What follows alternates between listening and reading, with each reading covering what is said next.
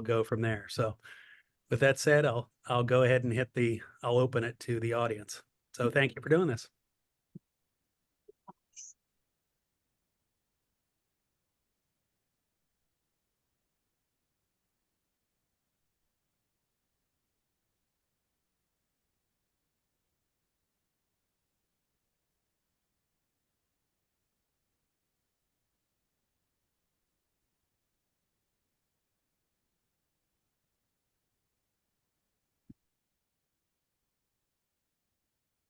All right, good evening. My name is John Foran. I'm the director of Miami University's Menard Family Center for Democracy. And on behalf of the university, as well as the event's sponsors this evening, it's my pleasure to welcome you to tonight's forum featuring the three candidates who are running in the Democratic primary to represent Ohio's 8th Congressional District in the U.S. House of Representatives. Our event will run about an hour this evening, and during that time, we'll have the opportunity to get to know the candidates a bit, get to know a little bit about how they view the job of a member of Congress, and also what their ideas and priorities are on a wide range of domestic and foreign policy issues. Before we begin, first of all, let me take this opportunity to thank our candidates for joining us tonight. And let me also provide a quick overview of the basic format and ground rules for tonight's forum.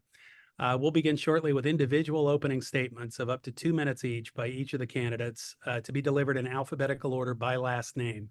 We'll then proceed to roughly 45 minutes of questions for the candidates, which will cover a broad range of issues and topics. And we'll hop around quite a bit, actually. A lot of ground to cover there. None of the candidates have seen any of the questions in advance, and the questions will be directed to all of the candidates.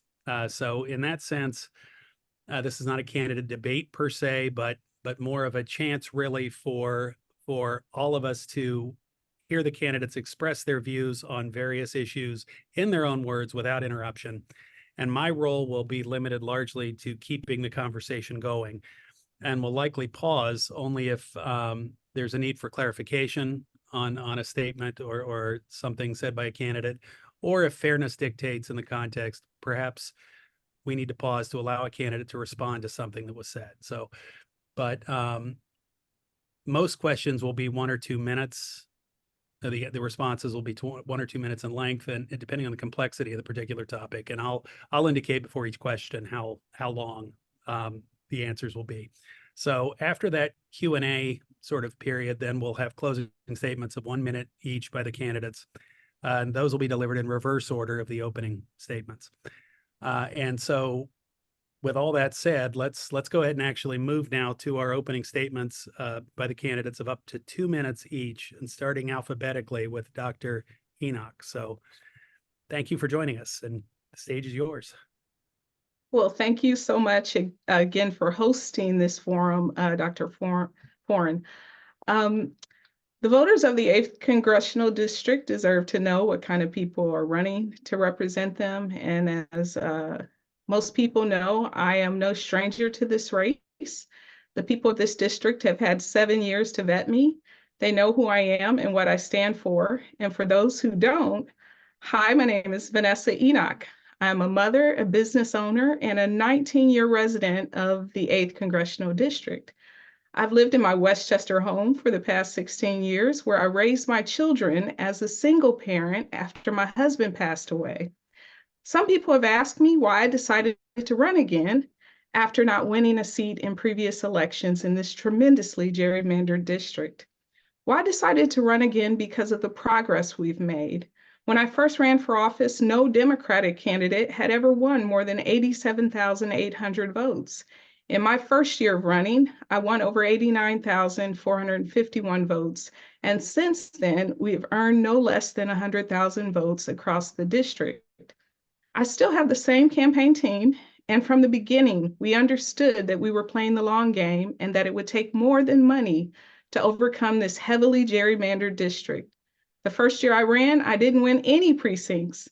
In 2020, we flipped 16 precincts. In 2022, we flipped 39 precincts in Butler County alone and significantly grew our vote count in 80% of the precincts we ran in, while my Republican opponent only grew his vote count in 1 precinct. My campaign team has put in the work, we have the experience, and we know the terrain, and each year I've run, we've made significant progress And because of our race, Butler County is now one of the fastest growing Democratic districts in Ohio. So again, I thank you for hosting this forum. I believe it's my duty to run again. It's my honor to serve as a candidate for this district, and I look forward to a lively debate since my opponent has already distastefully informed me that he'd be attacking me tonight. So I'm ready for the fight, and I say let's bring it. All right. Thank you very much, Mr. Gelb. Yeah, hi. Thanks, Dr. Foreman. I appreciate you hosting tonight. So thank you very much. I thank you to Miami University and the Menard Center for Democracy for hosting as well, the Butler County Progressive PAC, the Democratic Women's Club of Southwest Ohio, the Miami University College Democrats, and all of the county parties. I'm not sure who, first, let me just say, I'm not sure who Vanessa was talking about, but I was talking she might about have been you. talking about me, but Absolutely. yeah, okay. Well, that's not what I said, but that's okay. Nice to start with a lie. Let me introduce myself. I'm Dave Gelb. I'm here from Westchester, Ohio. I am a resident here for 16 years.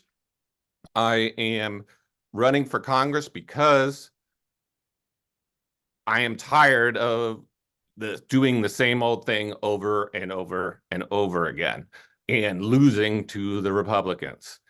This is not something that should happen. This is not something this district should be accustomed to, and we should automatically pick somebody who can represent the district, who can beat Warren Davidson. So that's me. I'm a businessman here. I've been a businessman. I own a large business here in Westchester, and I service the air pollution control industry for clean air and clean water and so forth throughout the Ohio's 8th district. So I'm trying to keep you guys all clean and healthy.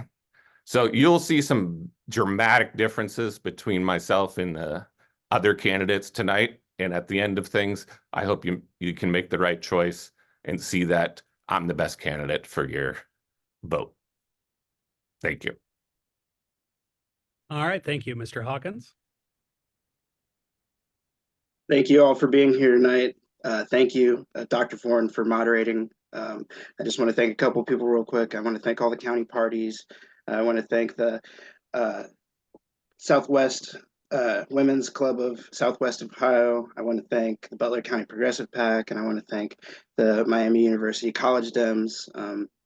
Really, most importantly, I want to thank my fiance, Alex, and I want to thank my son for allowing me to take the time away from them to be on this campaign trail the last year and some months now. I am running for Ohio's 8th Congressional District in the House of Representatives to represent us in the United States House of Representatives. I am running for Congress because I love my country. I believe in its promise of a better life. But most importantly, I believe that we can make our country a better place than it has ever been for so many people who have been undervalued and underrepresented. For too long, Ohioans have asked their representatives to advocate for their families' needs and have been met with indifference and inaction. We deserve to have representatives who are going to put their constituents' needs and interests first instead of their own. As any parent naturally would be, I am extremely concerned about the current state of the world and our country. My son, Ezra Parker James Hawkins, was born on September 11th, 2022. And I have never felt a love more powerful than that love that I have for my son. And being a father is everything I have ever dreamed of and more. However, I frequently find myself asking if I'm leaving the world a better place for my son once I'm gone. And right now it doesn't seem that way. June 22nd, June 24th of 2022, when the Dobbs decision hit, a couple months before my son was born, me and my fiance, like many thousands families across the state of Ohio, had to rethink about our family planning. We had to rethink about growing our family. And these were the games that politicians were playing with real people's lives. And I can't stand by and watch the people that I love and that we all love. We are all brothers, sons, husbands. I just watched my sisters and my mother and my fiance have their rights stripped away from them. I have got to do something about it. So we'll talk about some more things as we progress through the night, but that is why I'm running for Congress, to fight for Ohioans and to fight for Ohio families. All right, thank you. Let's go ahead and turn to questions, actually. And before we, like I said, we're going to get into a variety of specific policy questions, sort of all over the map, ultimately. But before we do that, let me ask a question I think that is relevant in a Democratic primary race. And and this is really a 2-minute question because I think it's a pretty complex question potentially. But could each of you just talk about why are you a Democrat? That is, what is it about the Democratic Party that you find to be the best match for your own political preferences, your own values? Could you explain that, basically? And could we start where we'll just kind of rotate who starts to try to be as fair as possible? Could we start with Mr. Hawkins? Sure. Yeah. So I was raised in a union household. My father, after he served our country in the United States Marine Corps, he immediately joined the Cincinnati Fire Department, and he has been a Cincinnati firefighter for the last 26 years, my entire life. Growing up in a union household, I learned early on the values that every worker deserves to be fairly compensated for the time they spend away from their families. Every worker deserves to have the right to sit at the table, at the bargaining table, to negotiate their wages and to negotiate their work environment. I saw when House Bill 5 attacked, collective bargaining agreements, several years ago, and my father being a local 48 member here in Cincinnati, I saw the impact that it had on so many union families, and not even just union families, but families all across the state of Ohio who saw it as an overstep. They saw it as politicians, meddling in the affairs of everyday, lives of families. And in 2007, I saw President, or soon to be President-elect, Barack Obama speak at the University of Cincinnati. And my father and mother thought it was something that I could not miss out on, seeing history potentially being made. And to watch him go on to be elected president, the first person of color to be elected president of the United States, someone who looked exactly like me and, a young biracial boy, it meant a lot and it stuck with me my whole life. I've always lived through my values. I serve my community. I'm a family man at heart. And when I was in high school, I had the opportunity to go to the Iowa caucuses in 2016. And I saw every candidate that you can imagine. But then I saw Donald Trump up close and personal. And I saw the hatred and the vitriol that was being spewed from him. And I also felt the hatred from the people in the crowd. It was something that I thought was long gone in this country. So it was just an eye-opener, that we have to speak up for our ideals. We have to protect democracy now more than ever. All right. Thank you. Dr. Enoch? Thank you for that question. I suppose the best answer I could give is that the Democratic Party aligns well with my values. I believe in things such as the right to bodily autonomy, and I believe women should, and their doctors should determine what they will do with their own bodies. I believe in racial equity and justice. I believe in civil rights. I believe in fairness and equal protection under the law. I believe in our Constitution. And I think that the Democratic Party has best demonstrated that the party also believes in those values. I believe that the Democratic Party has been the party that has demonstrated protection for working families which I grew up in a union household, like my opponent. And my mom was a member of the local 440, I can't say, the Communication Workers of America.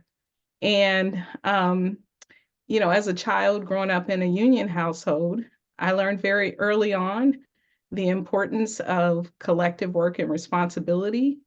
I learned how the unions fought for working families like my family. I also believe that the Democratic Party has protected civil rights and equal rights for women.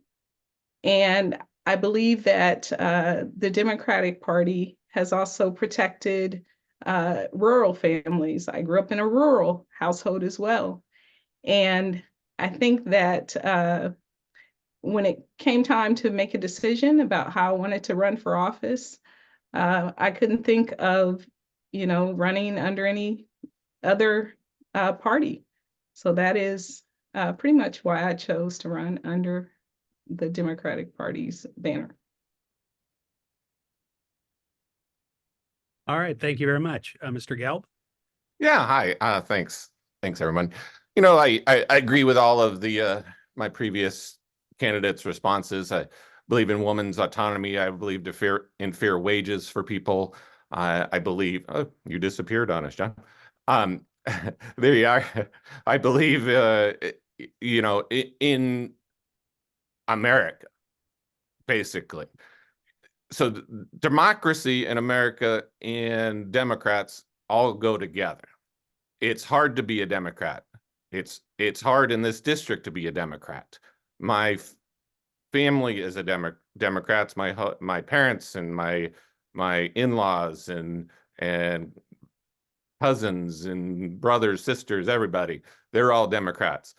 We grew up, I grew up in Massachusetts, in Arizona, and then moved here, you know, like I said, 16 years ago.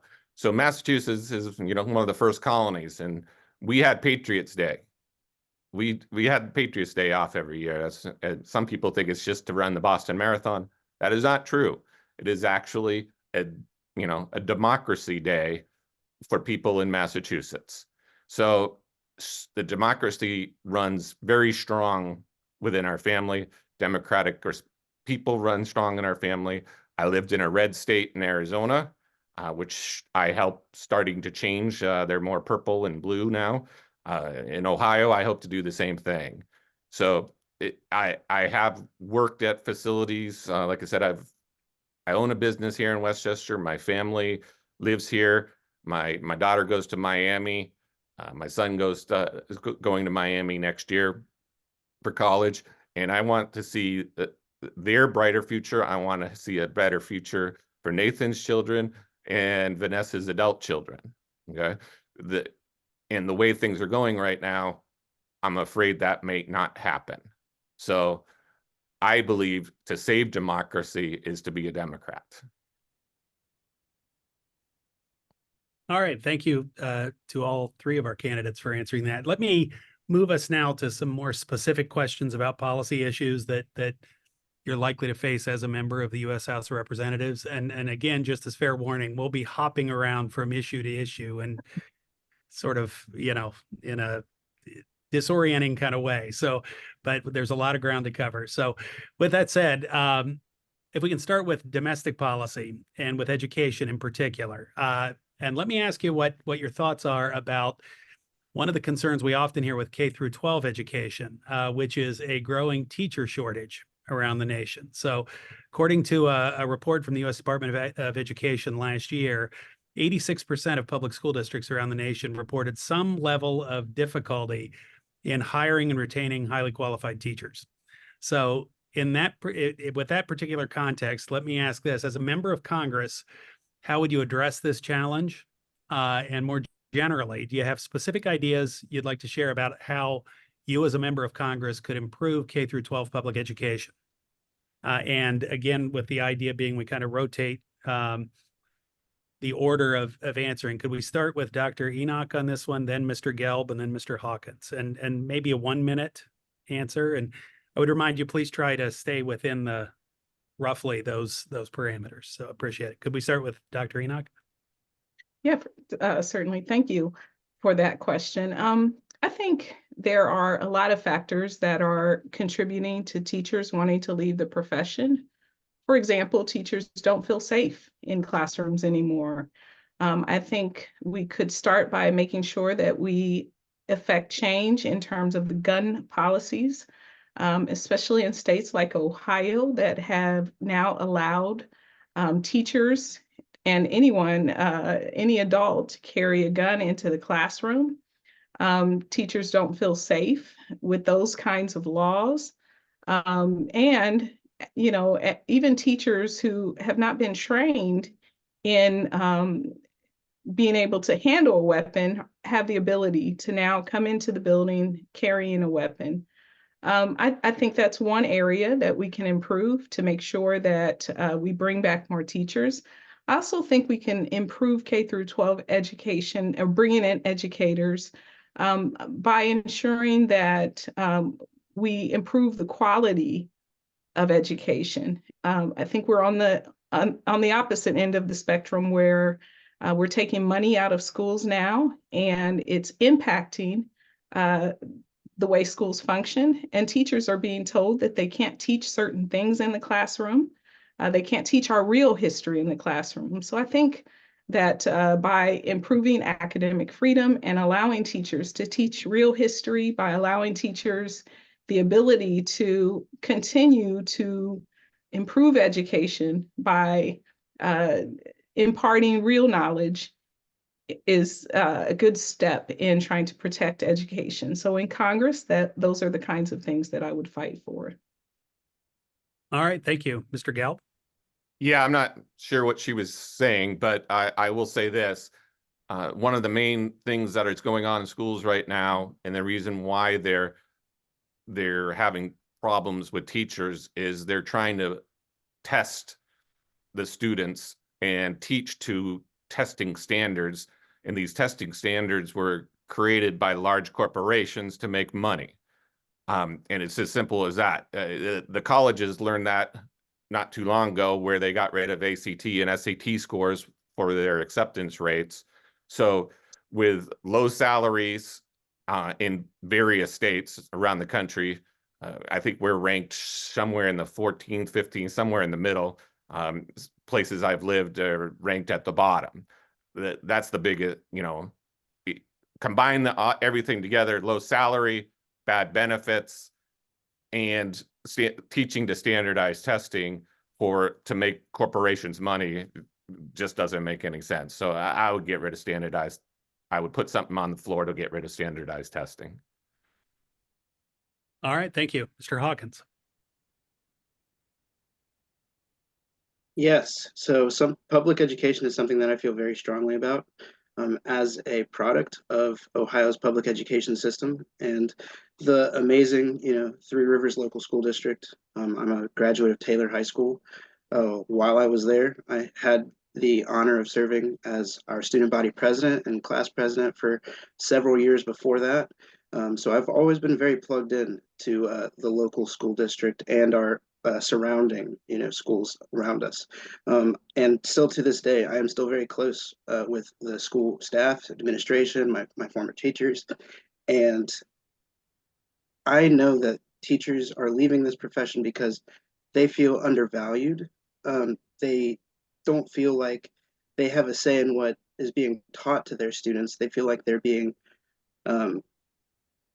held hostage by state legislatures. They also aren't being paid, nearly with what they're worth, with how important their jobs are. They're legitimately training the future. I would not be who I am without some of the amazing teachers that I've had in my life.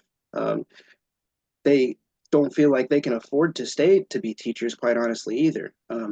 I switched my education track to try and be a secondary education teacher, and I realized that I wasn't going to be able to afford to, support the family that I wanted to have. So these are the things that teachers, school administrators are thinking about.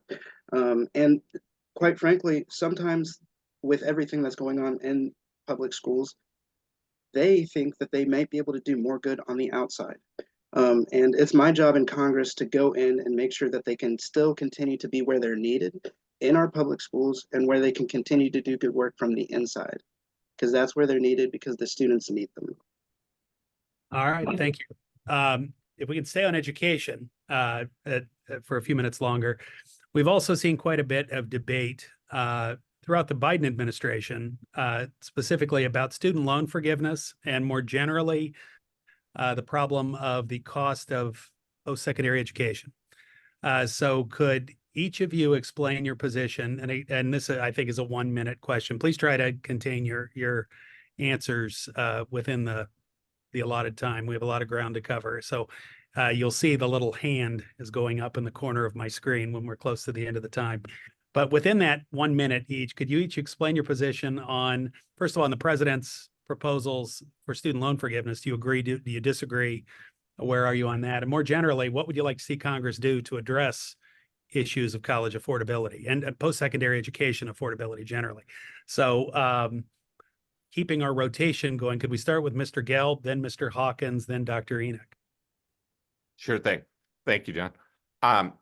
So I'm a little bit different on this one than my opponents, I'm sure, in that my parents paid my way through college and they took a second on their house. And they paid that second off. And then they retired with less money than they had before. You know, I paid where I could, they paid when they had to. So they didn't get the benefit of having somebody pay off their loans when it, you know, back in the day.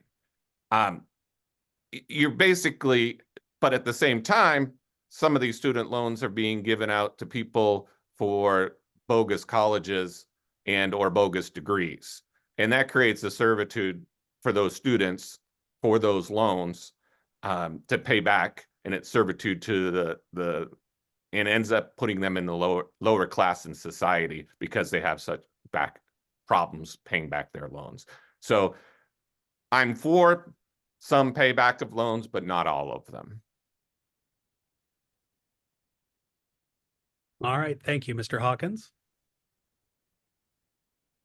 Yes, so student loan forgiveness is something that I feel very strongly about. A lot of young people feel very strongly about. I'm sure they do. Full confession, I tell everybody up front, everybody who's ever met me, who's asked about, you know, my educational background, I never finished college because of the situation that the American post-secondary education system has put us into. I took out student loans, you know, to try and pay for my college because my parents can't afford to help me pay through school. And with my brother, you know, being sick, you know, I made the tough decision to leave school because my grades started suffering, you know, and I needed to pour more into my family. And life happened. You know, I got a job and I had a son and we had bills. And now my student loans are over $500 a month, not including, you know, mortgage payments, not including gas. And I'm someone who values my education immensely. I spent so much time and effort and money trying to finish my college degree. And because of the situation with these student loans and the cost of college tuition, it's become almost unattainable to afford to go back to school because I refuse to drive my family further into debt by going back and taking out more loans. That's just something that I refuse to do. I'll work for everything that I earn. And that is the situation that many Americans are being forced into. I believe education should be free in the United States.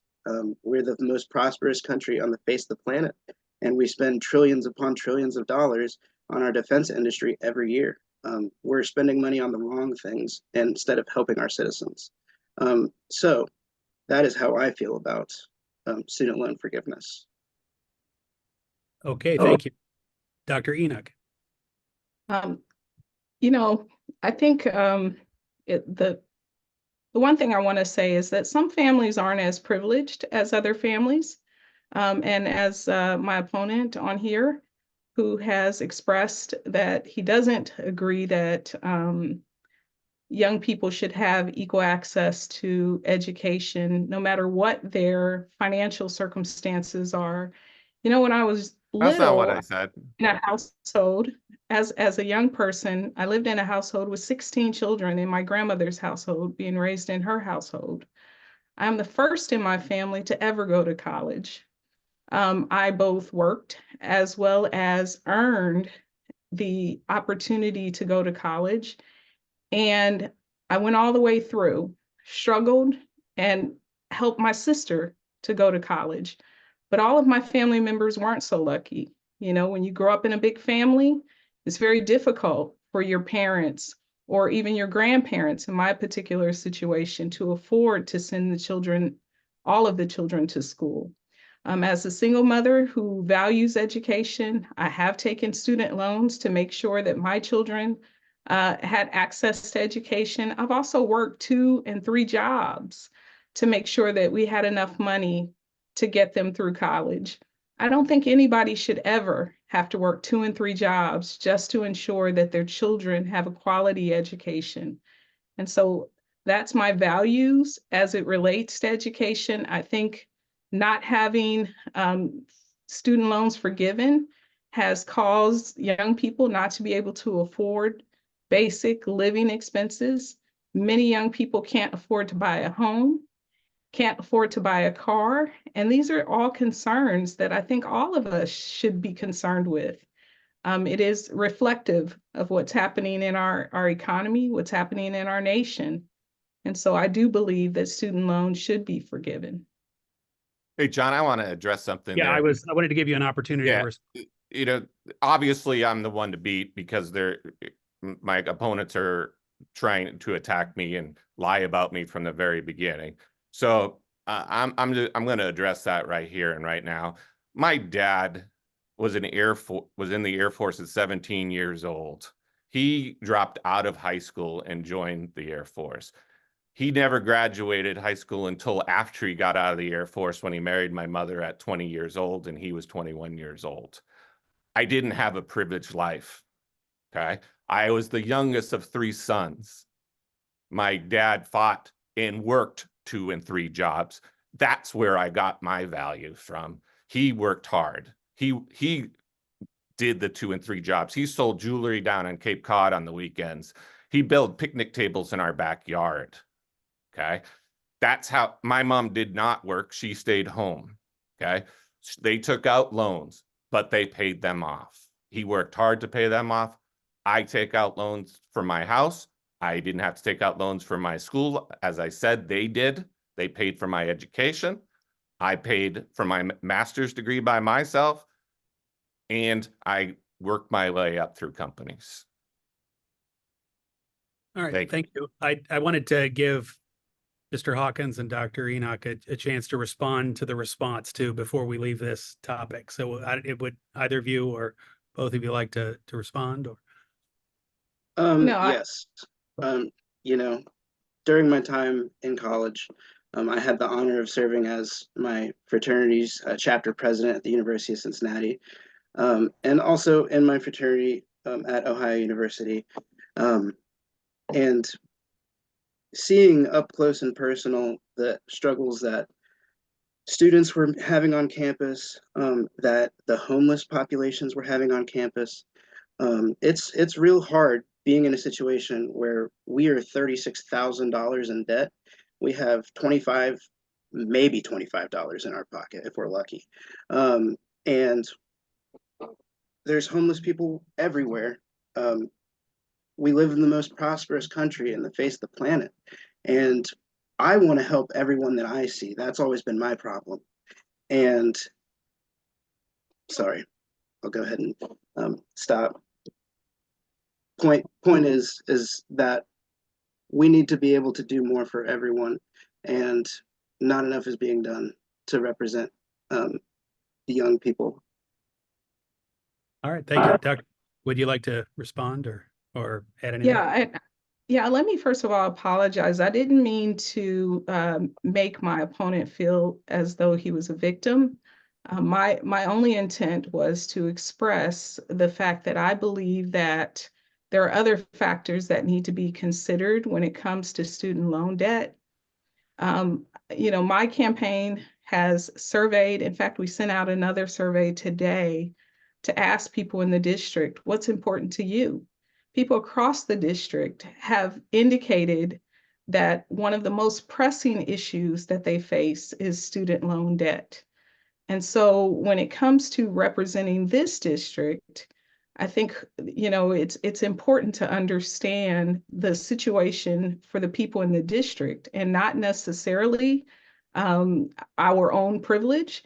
And when I use the words privilege, I'm not just applying that word to my opponent. I'm also using that word to define anyone who has had the opportunity to have a quality education. Anybody who's had the opportunity to pursue higher education, it is a privilege in this country to be able to access education because it's so expensive.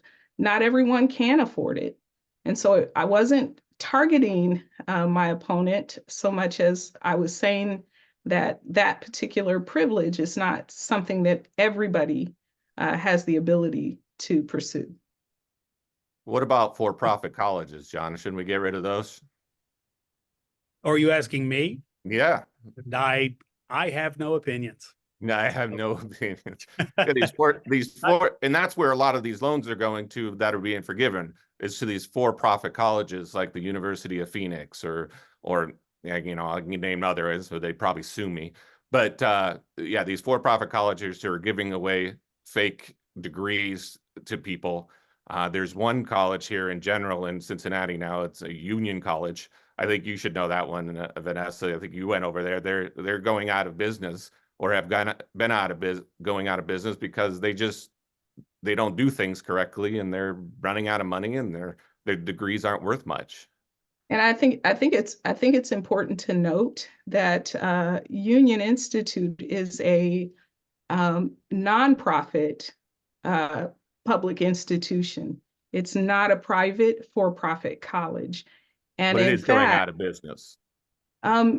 in fact, I think the important thing to note there is that the students who attain their education at that nonprofit public institution has produced quality students, which have nothing to do with whatever the financial issues are that the college is dealing with. Many colleges are dealing with financial issues, including some of the larger colleges that are right here in the state of Ohio.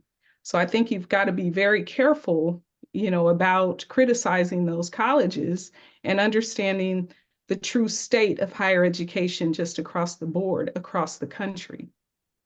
All right, let me go ahead and step in and move us to a different topic, actually, completely non-controversial topic here, immigration. So let me put the question this way, and in up to 2 minutes each. And again, please try to sort of notice the hand going up so we can move from topic to topic there.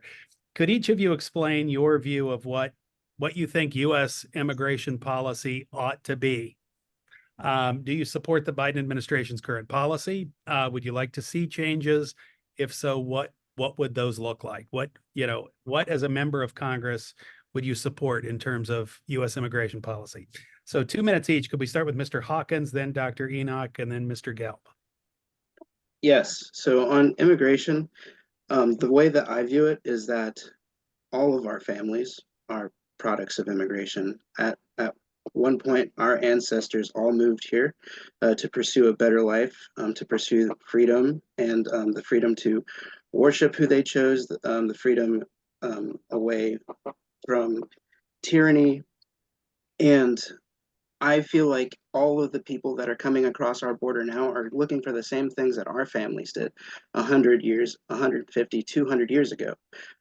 They only want better for their children and their descendants that are going to come after them. These people are fleeing awful situations, things that I'm not going to repeat over this this web forum. People see the hope. They've heard about this American dream that we love to say as, Americans as a country. We have put out that propaganda for everyone across the world to think that we are the best. And so who are we to blame everyone for wanting to come to our country if we also say that our country is the best place to be? I do support the current push to reform our immigration policy and to make it better. We need to secure our border. We need to know everyone who is coming across our border. That does not mean that we should close our border. That means that we should be documenting and keeping track of everyone who is coming across our border. And we need to be funding our immigration systems. That way we can actually process the people who are coming across the border. And we naturalize these citizens in a shorter time frame than is currently. Our government has made it harder for people to immigrate here. And there's a reason why. And it's because they're afraid of the shifting balance of power that is happening in the demographics of our country. Sorry, that's my time. I'll go ahead and pass it on. All right, thank you. Enoch? I believe that we must fix the crisis at the border. I think fixing the crisis at the border means that we implement more humane policies in terms of immigration. I think fixing the crisis at the border also involves ensuring that some of the nations where people are fleeing to the United States, that they're secured. Many people believe that we shouldn't be doing anything to help other countries.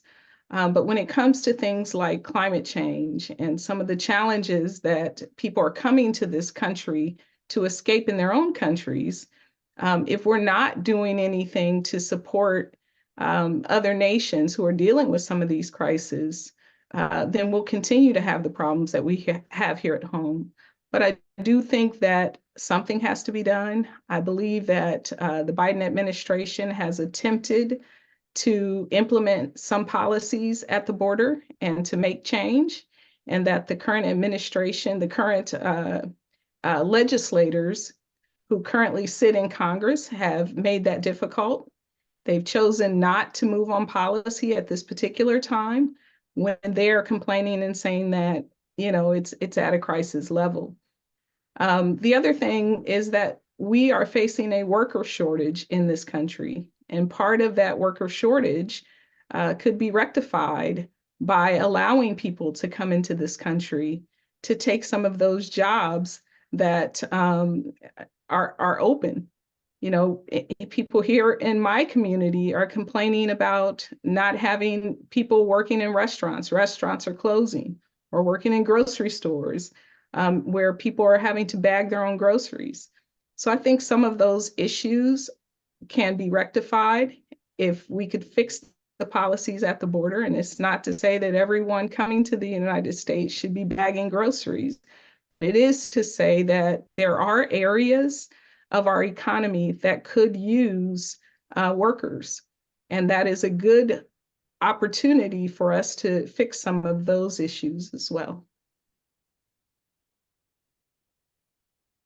Thank you, Mr. Gelb. Sure, thank you. Actually, this is one of the subjects I like to talk about, and one of the greatest failures so far to be addressed from our country, not whether it's a Republican or whether it's Democrat or a Biden administration or the Trump administration. They're just not getting it done. They've been currently, as we know, the Biden administration put together some of the toughest border restrictions and policies possible that they've never done in the history of this country, and the Republicans rejected that. And at the same time they are saying do something about it, and when it came time to the Biden administration, who did do something about it, they chose to veto that, or excuse me, not vote on that. So very hypocritical of our Republican competitors, and I intend to hold that strongly against them if I were to go up against them and be in Congress. I just a real quick story. We need to get people through the border in a timely manner. They need money to do that. We need judges. We need lawyers. We need better checkpoints. We don't need fences. We don't need walls. Those are ridiculous. Those are money wasting things that Arizona did and Texas is doing, and Texas is putting National Guard on the border, and they're surrounding 1 square mile of the border and pretending to, that they're making a difference. That's not going to make a difference. We need on the federal level to fix immigration. Okay. Lastly, I can't say it enough. This immigration policy and immigration does not affect the 8th district. There's nobody on our streets in the 8th district. There's nobody, applying for jobs in the 8th district that are illegal aliens. It's just not an issue in the 8th district, but it is nationally. All right, thank you. Let me can I respond to that real quick? very, very quickly. Yes. Okay, sorry. I work at Cincinnati Children's Hospital, and it's the #1 children's hospital in the nation. We see thousands of multicultural patients and their families. And I don't know where Mr. Gelb is, thinking about, but there are Hispanics and people who have immigrated from every corner of the globe, all across the 8th Congressional District. They're Even in not those illegal, places, they're not illegal aliens. Those are regular. And you've talked to them. Yes, I happen to be married to an Hispanic person. Okay, so you're married to every Hispanic person. No, but they're not illegals. You're making it sound like every Hispanic is illegal, and that's just not the case. I think you're under exaggerating the amount of immigration that has been going on, and Ohio is affected by it, and we need to be real about that reality. We need to confront that reality and do something about it. We need to help these people. But that's all I have to say. Yeah, it was pretty broad in general as well. So, nobody said I didn't want to help people. Nobody said I didn't want to have immigration. I just said it's not a huge issue in the 8th district. You may see it locally in your one aspect of your life, but I tend to go around the nation and talk to customers within this area and talk to not only the nation, but within our district. I talk to manufacturers, I talk to individuals, and not one of them can point out where they've seen a illegal immigrant in their neighborhood. Not one of them could see where they had an illegal alien apply for a job with them. So, yes. I'd like to also address that issue. Just a few years back, right here in Westchester, Ohio, there was a raid at Cock Foods of illegal immigrants working in the meat packing industry right here in Westchester, just a few blocks from my house. And in addition to that, when I went out just in the last election cycle, knocking on doors in Hamilton, Ohio, I had conversations with plenty of people who said that they were not legal immigrants. They said they could not yet vote and that they had been years attempting to get legal status in this country. I spoke with why people I said that needs to be sped up. I'm sorry, I was talking, sir. I spoke with people in Fairfield, as well as in Lincoln Heights, Ohio, which are also part of the 8th Congressional District, who had expressed issues with immigration.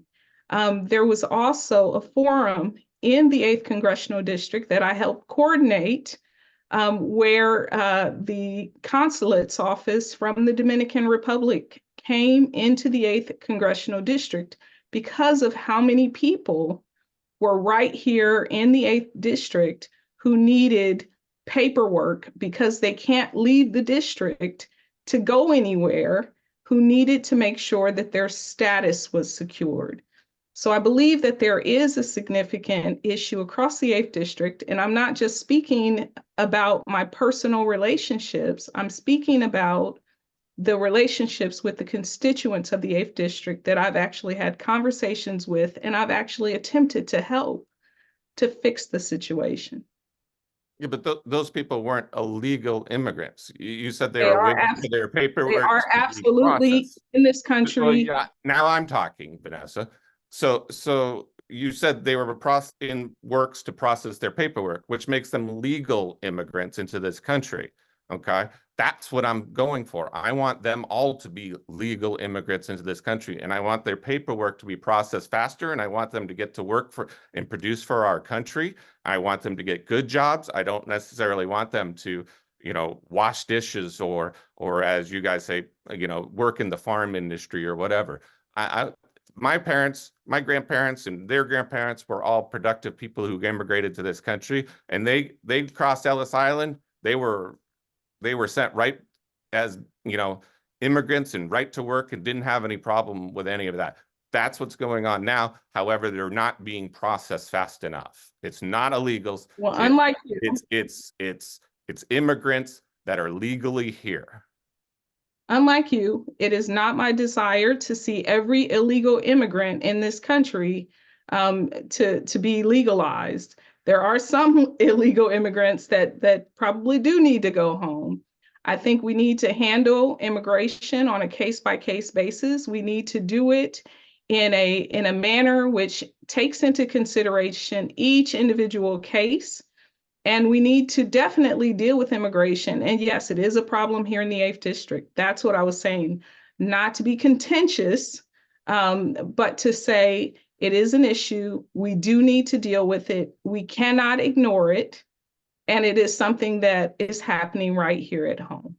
Absolutely. Let me jump in here because we are running short on time, and I do want us to touch at least briefly on foreign policy, because as a member of Congress, you will be asked to address those sorts of questions. So again, for purposes of time, if we could just let me ask questions, and if you could just give very brief, maybe 15-second answers, and I'll just go sort of through a serial, almost a lightning round or something like that, just to give so I'm going to ask impossibly complex questions and ask for very short answers. Yes, but we'll do what we can there. So first of all, let me ask the question that's been talked about a lot, especially over the past couple of weeks, in part because of comments made by former President Trump about NATO and the U.S.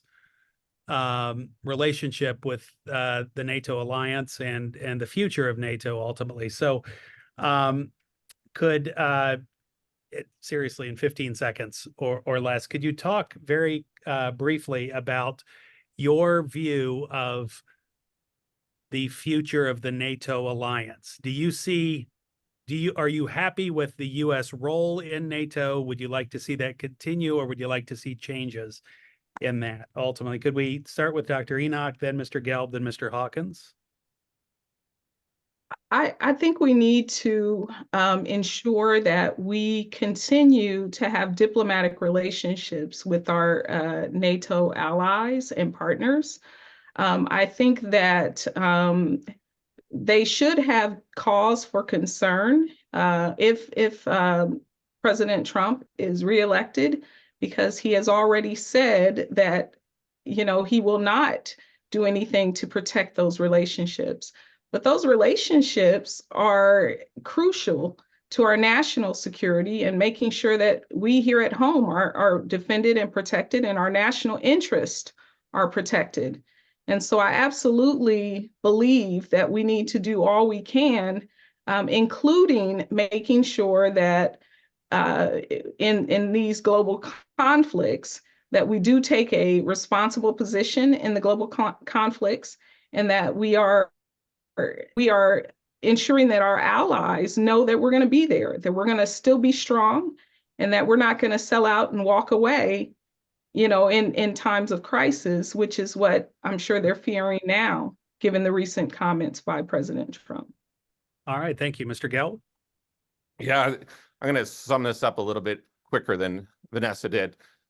I believe it highly in NATO. I believe that Ukraine should become part of NATO. I believe we should be defending Ukraine with every last thing we need to do. I don't believe in sending troops over to Ukraine, but we should be providing them their line of defense, and they're a democracy that we should, as the United States, be defending all over the world, as we have in the past. I also believe that the war between Israel and Hamas right now needs to end. I believe, as a Jewish person, I'm an American. However, I don't like to see anybody hurt. Okay. As a Democrat, I'm obviously for saving as many lives as possible. However, Israel needs to stop bombing in the Palestinian territories. They need to create a separate state, and they need to have the Arab nations control a boundary between them so that what happened in Israel does never happen again. And most of all, they first need to release the hostages. All right, thank you. And actually, yeah, so your response addressed NATO and Ukraine and the situation in Gaza and that conflict. So, and I think it's useful we're actually going to be 3 separate questions, but what we can do here, actually, since you've addressed them, is Mr. Hawkins, maybe if you could address all of that, and then if I could circle back to Dr. Enoch to Sure thing. Yeah. those things as well. Yeah, okay, thank you. Yeah, so I come from a long line of military service. I didn't serve myself, but my father's a United States Marine. I had 2 great-grandfathers at Pearl Harbor when it was attacked. I have had family serve in every major conflict this nation has fought in since its founding. I believe strongly in defending our neighbors and defending our allies. NATO is what is protecting democracy around the world. America cannot be everywhere all at once, and we also do not have the money to do so. We have problems here at home that we have to fix. We have homeless Americans. We have Americans who don't have health insurance. We have Americans who aren't able to afford education. We need to be more wise about the conflicts that we are getting involved in. We need to support Ukraine because they are defending the right flank of democracy right now against the Putin and Russia. I do believe that what is going on in Palestine is a genocide.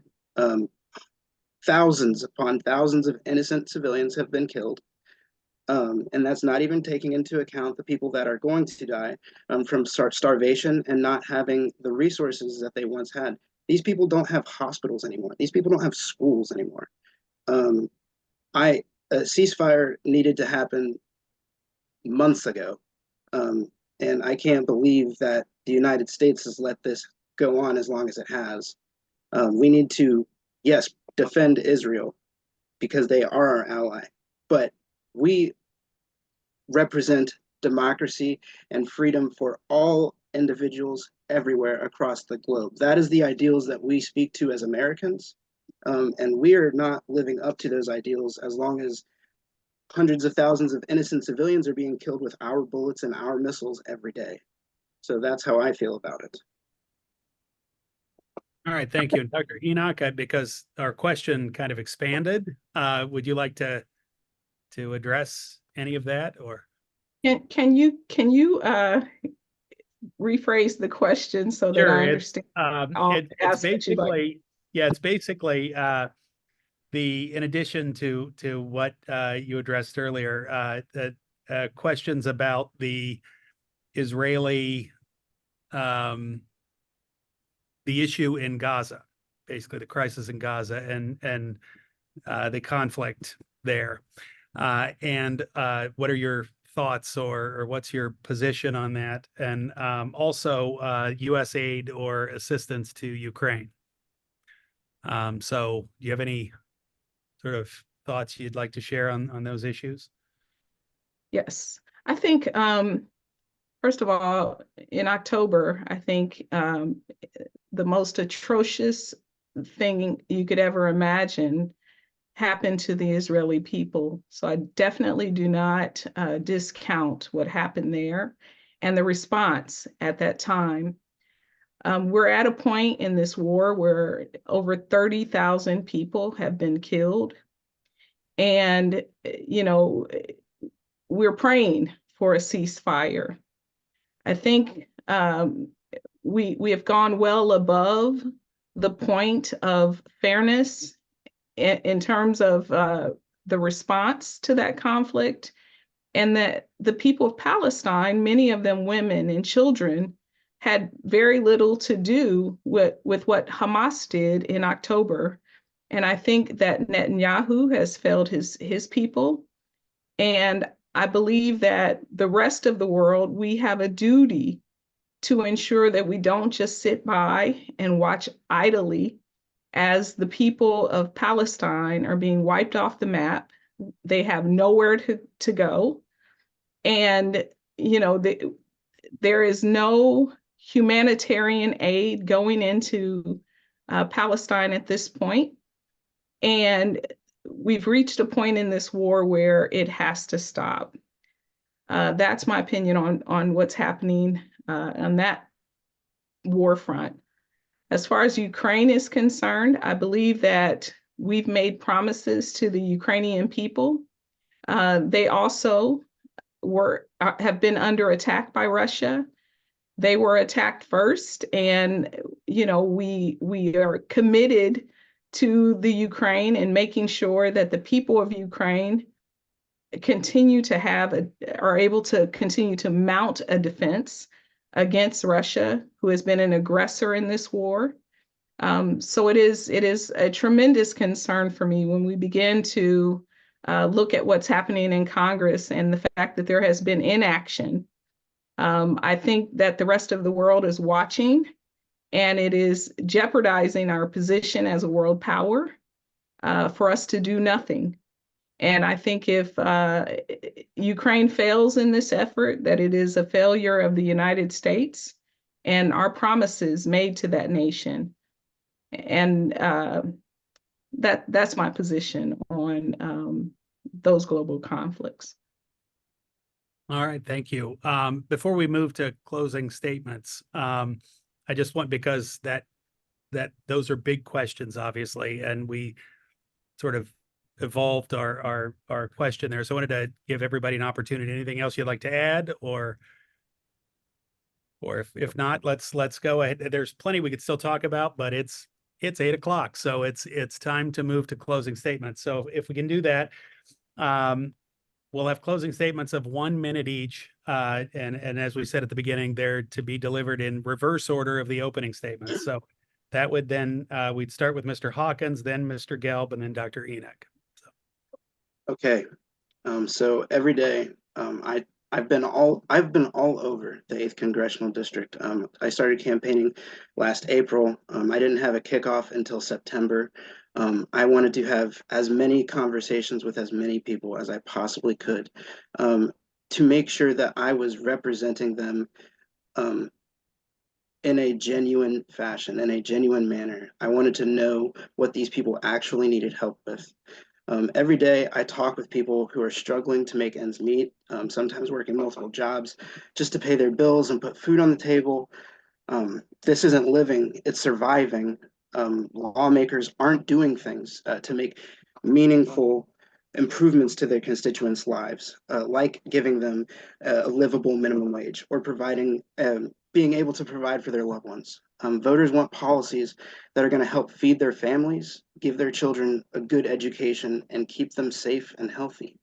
Our current representative to Congress, Warren Davidson, is not in Washington, D.C. to help Ohio families. He doesn't care about the issues Ohioans are facing. Instead of passing legislation that would help the people of the 8th Congressional District, he would rather make political statements and attack marginalized Americans and strip our rights away from us. The people of the 8th Congressional District deserve to have a representative who will fight every day for Ohio families. I believe in strongly putting people over profits and expanding access to the ballot box for all underrepresented citizens of the United States. In Congress, I will fight to ensure that the people of the 8th Congressional District's voices are heard. And today I am asking for them to give me the chance to fight for them this November against Warren Davidson. All right, thank you. Mr. Gelb?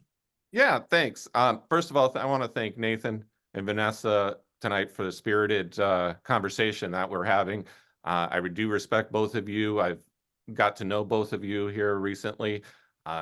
Fine young man, and Nathan, you have a bright future ahead of you. Vanessa, have a wonderful family, and you've done well bringing up your daughters as a single mother. So my hat's off to you. So on that note, what was said tonight and what was discussed was a lot of minor, or I shouldn't say minor things, very quickly answered larger questions that take quite a bit more time to dive into. But the main thing I want to say is somebody's got to put up a real fight against Warren Davidson. On my website, if everybody after this goes to gelbforcongress.com, you're going to see a detailed plan on there to address how to beat Warren Davidson. I'm the only one that can do that. I have two competitors here. One is young and coming up, and the other one is lost numerous times. So we need somebody to change this up here in the 8th district. And you'll see my plan on that website. All right, thank you, Dr. Enoch. Well, when I first ran for Congress, I did so because I understood that we needed true representation in Congress. We all have a collective purpose to win this election, to protect the things we all hold dear. We need someone in Congress who will fight for things like our healthcare, quality education, and to protect our borders. And we all have a collective purpose to win this election. But we can't win the election by sending more contentious legislators to DC. As Democrats, we owe it to the citizens of the 8th Congressional District to send a congressperson with good character who won't bring the same type of drama to DC that we already have in our current legislator. We live in dangerous times, a time of division, hatred, a climate where white supremacy is on the rise, where fascism is on the rise, where reason and thought is collapsing. Our democracy is slipping away. We're living in a time where books are being banned and our children are being denied the right to learn about our own history and about themselves and others. Our social security and basic human freedoms are being threatened. Women's bodily autonomy is being threatened. So it matters who we send to Congress. It matters. And unlike my opponent said, I don't consider it a loss. Every time I've run for Congress, we have increased our vote count. More people have joined this fight. And as we've continued to grow the 8th Congressional District, we've become the fastest growing democracy or democratic base across the state of Ohio. We owe it to the citizens of Ohio to continue our progress, and we can't do that by sending more of the same to Washington, D.C. I thank my opponents who led a spirited debate. I appreciate Nate, who has joined the fight as a young person, because he brings more young energy to this fight. I appreciate David, who has decided to get involved. I hope that after he loses this year's election, that he'll continue to stay involved and that he'll continue to learn from the people of the 8th District and to understand the true voices of the 8th District. We live in a district where the median household income is $70,000, and that has not changed with Warren Davidson at the helm. And so we need someone who will go to Washington, D.C., who has the experience, who has struggled, who does understand what the people of the 8th District truly need. And so that person, I believe, is me. And so I hope that the people of the 8th District will continue to support my campaign, that they'll show up at the polls between now and March 19th, and that you will vote for me, Vanessa Enoch, because I'll continue to fight for you. You know I'm not giving up. And so go to my website at enochforcongress.com. And thanks again, John, for hosting this forum. I appreciate you, and I appreciate those of you at home who tuned in to watch the debate this evening. All right, thank you. So that concludes our discussion this evening. So on behalf of my colleagues here at Miami University, first of all, let me thank our three candidates for taking part in tonight's discussion. Thanks also to the sponsors of tonight's forum, the Democratic parties of Butler, Darke, Hamilton, Miami, and Preble counties, the Miami University College Democrats, the Democratic Women's Club of Southwest Ohio, and the Butler County Progressive PAC. Thanks also to the members of our community who submitted ideas for questions online for tonight. That was actually very helpful. Thank you. I appreciate that.